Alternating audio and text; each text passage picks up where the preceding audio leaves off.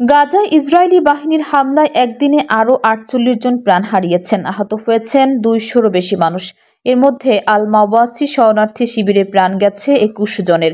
এদিকে বাইত লাহিয়া থেকে জোর করে ১৮,০০০ বাসিন্দাকে সরিয়ে দেওয়া হয়েছে বলে জানায় টাইমস অব ইসরায়েল।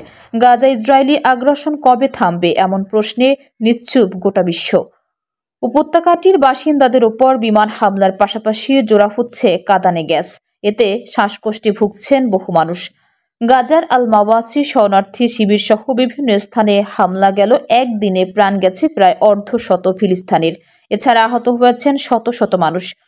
বর্বরতার মাত্রা এতটাই বেড়েছে যে বাইতে লাহিয়া থেকে জোরপূর্বক ১৮,০০০ বাসিন্দাকে বের করে দেওয়া হয়েছে। একই সঙ্গে ১০০ জনকে জিজ্ঞাসাবাদের জন্য